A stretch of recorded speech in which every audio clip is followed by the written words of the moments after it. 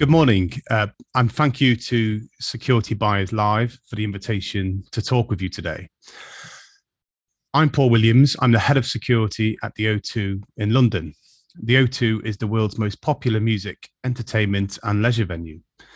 It is a complex built environment operating as a multifaceted entertainment destination. The venue comprises of retail, leisure, hospitality, and of course, live entertainment in our 20,000 capacity indoor arena. We typically welcome over 10 million visitors a year and hold over 200 live international music concerts and sporting events.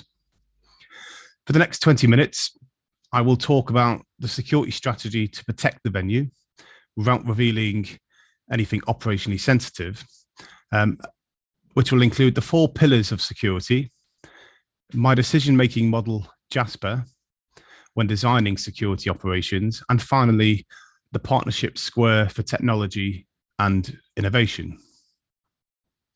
I'll start by sharing the security philosophy at the O2.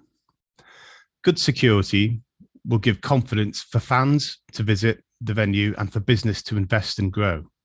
Keeping our fans, staff, partners, and performers safe is our top priority. It's important to us that our visitors enjoy a memorable experience. When designing security operations, it's important we consider the visitor experience. Our measures will need to be proportionate and appropriate.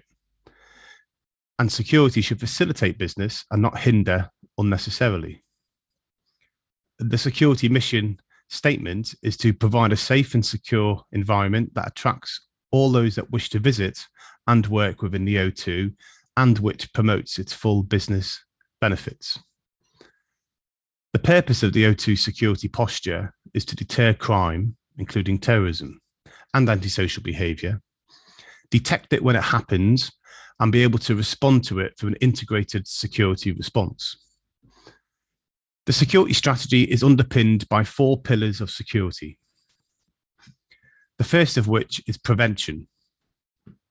The aim of this pillar is to reduce the likelihood of physical security risks by adopting a security culture and posture that deters criminality and malicious acts. Ideally, the aim is to prevent a disruptive security event from occurring in the first place, or at least have some warning of its likely occurrence. The prevention pillar has 2 work streams: security deterrence and culture.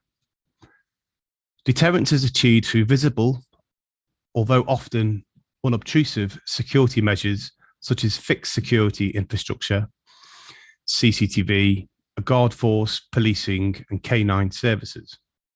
Deterrence is amplified by using marketing, communications, and signage, which will also reassure the visitor and staff that the venue is a safe and secure environment to visit and work, as well as exploit the threat actors' paranoia of failure and thus reduce the likelihood of security threats. A strong security culture is maintained at the O2, as it is essential that security be seen as a natural part of everyday life. Whilst led by the security team, all staff recognise that they have a part to play in maintaining an effective security posture, such as through looking out for and reporting suspicious behaviour, always displaying their passes and ensuring entry and exit points are appropriately secured. The next pillar of security is protection. To protect people and property from security risks by reducing vulnerabilities through protective security measures and technologies. Protective security measures are considered from regular risk assessments. A layered security approach is adopted to reduce the risk of one point of failure. The protection pillar has 3 work streams: security design, monitoring, and features. Designing out crime is an important scheme in ensuring security is considered through the planning phases of any development and refurbishments. The continuous monitoring of the estate will ensure anomalies, threats, intrusion, suspicious circumstances are proactively identified. Monitoring the site will ensure we respond promptly and thus either preventing security risks from occurring or reducing the impact from such risks. The next pillar of security is preparation. Despite the preventative and protective measures that were in place, the possibility exists that criminality and malicious attacks can still occur. To counter this, effective and efficient response plans are in place to save lives, reduce harm, and support recovery. The preparation pillar has 3 work streams: security response, readiness, and resilience. Security and emergency response plans are regularly reviewed and exercised. The security team regularly review its operations through a program of readiness and testing. The O2 will endeavour to remain operational despite any incident or return to normal business in the shortest time possible. This was recently demonstrated after the storm damage to the roof. Within 6 days, the venue reopened for entertainment and leisure. A cycle of learning and willingness to adapt and change operations ensures security is resilient and enduring. The final pillar of security is partnerships. In order for security operations to be truly risk-based, the security leadership needs to be informed of current and emerging threats. Knowing where to source authoritative and trustworthy information and guidance is crucial to assessing risk. Equally vital is the sharing of intelligence and best practice. Nurturing relationships with stakeholders, industry, and other professionals will feed a wealth of information to inform and guide future initiatives. The partnership pillar has 3 work streams: security guidance, engagement, and intelligence. There are around 110 individual brands and businesses operating at the O2. Our business crime reduction scheme ensures businesses receive the most up-to-date threat assessments and crime prevention advice. Our fantastic security intelligence manager actively collects intelligence to inform risk assessments and seek to identify threats before they manifest. So that's the 4 pillars of security: prevention, protection, preparation, and partnership. When designing and implementing security operations, I will ask my trusted friend, Jasper. Jasper is my decision-making model. The J stands for justification. I will seek to consider, judge particular security measure to seek that it's justified, typically through a risk assessment, and I will judge acceptability and appropriateness. The A stands for affordability.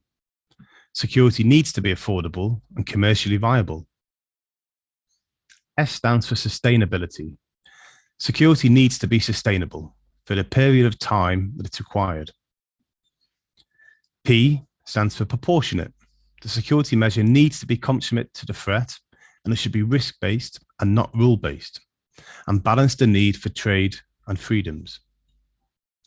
E stands for effectiveness. The security feature needs to actually be effective. It simply needs to work and ultimately remove or reduce risk. And finally, R stands for reaction. It's important I consider how staff, performers, and visitors will react to security measures.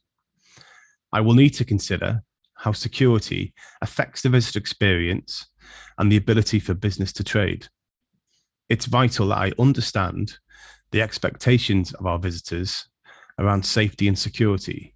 Getting the balance right between security operation and seamless visitor experience is essential. I want our visitors to feel assured and comfortable that the venue is a safe place to visit. Now, some suggest the information age is over, and after 25 years, the digital era is evolving to the experience era. The trend is certainly evident in the live entertainment sector. Fans now expect an immersive and creative experience. For venue and security professionals, this translates to a likely change in fan behaviour, including how fans move and gather within event spaces.